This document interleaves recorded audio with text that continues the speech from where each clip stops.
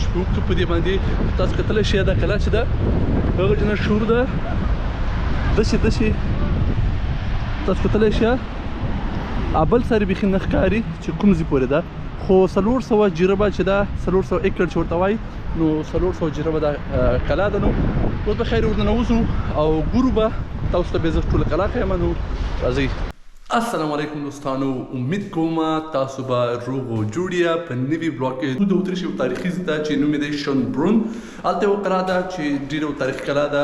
نو هغه به تاسو ټول شیر کوم چې چا جوړه کړې ده او څومره وخت کېږي، څومره غټه ده او ښایسته کلا ده. تقریبا 4.5 کمرې دي او 400 جریبه کلا ده. کلا به تاسو باندې نن ټوله وینم او دغه ته ویزټ به تاسو درکوم. نو راځئ چې ورځو بیا مارکیټ شونبرون ته راورسېدو. موسم ډېر زیات ښایسته موسم دی، که تاسو کتلی شئ خلک او ډېر زیات خلک هم راوتلي دي.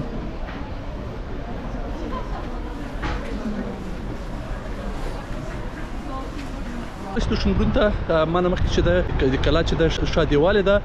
نو تقریبا دا کلا چې ده تقریبا 400 جریبه ده. ما چې څومره سرچ وکړو په دې باندې تاسو کتلی شئ دا کلا چې ده هغه جنه شور ده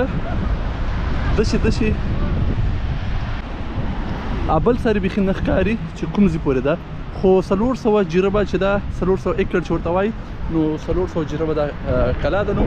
اوس به خیر ورننوځو او ګورو به تاسو ته به زه ټوله کلا ښیم. نو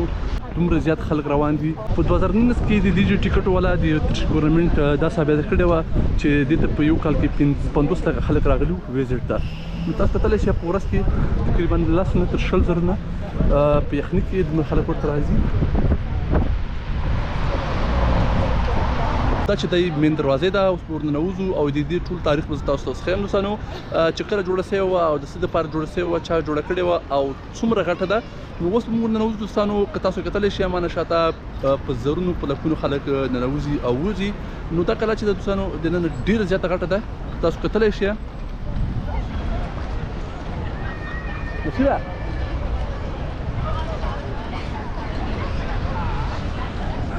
نو کتلی شئ دوستانو دلته چې په زرونو خلک وځي او ننوځي. په 2019 کې د ټیکټو والا د اتریش ګورنمنټ دا خبره کړې وه چې 50 لکه ټیکټه په 2019 کې د دې کلا لپاره خرڅ شوي ول. نو دا صرف دې چې دی سټارټینګ ځای دی، کوم هغه مخکې ځای چې موږ ورته وایو مخکې ځای دی حویلۍ ده. نو دې نه شاته له دې نه زیات غټ دی. اوس به هلته هم ځو او دې کې دوستانو تقریبا 4 زره 140 کامرې دي کې او هره کامره چې ده تقریبا زموږ کور کې تاسو وګورئ څومره چې حالونه دي هغه په برابر باندې یو کامرې ده یو کوټه ده. نو دوستانو هغه هم یو ګیټ دی، دا هم یو ګیټ دی، پورې هم ګیټ دی. دوستانو هر طرف ته 4-5 ګیټونه ورکړي دي او مین ځای دا دی دوستانو دلته چې دی اوس زما خیال د دې کلچر دپاره د نوي کال دپاره دلته هم دي دوکانونه جوړ کړي دي او سامان خرڅوي. نو ورځو چې په دې کې دوی څه خرڅوي او دا به هم تاسو وینو.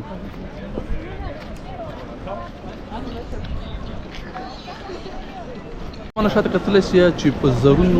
زرونو خلک دلته هر ورځ ویزټ ته راځي.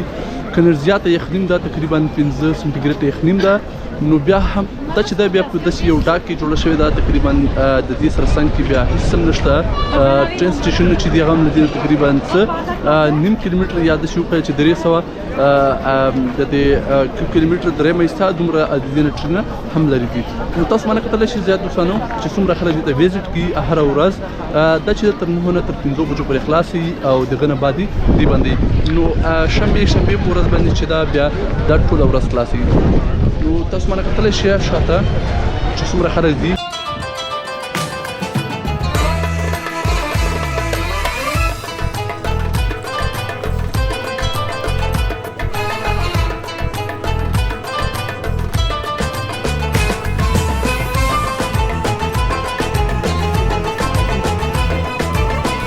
کله چې دا مکس میلن جوړه کړې وه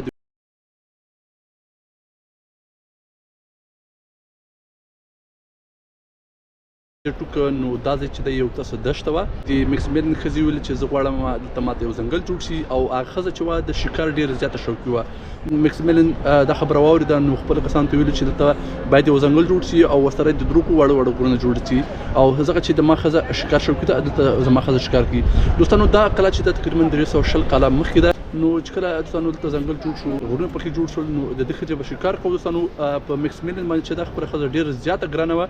هغه نه بعد دوستانو چې کله د میکسمیلن چې دی په شپږاتي کلنۍ کې مړ شو نو دوستانو ښځې یې ویل چې نه زه غواړم دلته زما میړه ښخ شي او دلته زه ځان ته یو قلعه جوړه کړم او زه باید خپل میړه سره په دې کې اوسېږم دا بیا هغه نه بعد شاهي قلعه هغه چې دی شاهي خاندان چې دی دوستانو دلته بیا دا قلعه جوړه کړله چې ورته وایي شلوس شونبرون چې د دې قلعه نوم دی نو دا قلعه چې دوستانو کله چې بیا جوړه شوله شلوس شونبرون نو دغه ښځه هم دلته اوسېدله دوستانو دا قلعه چې د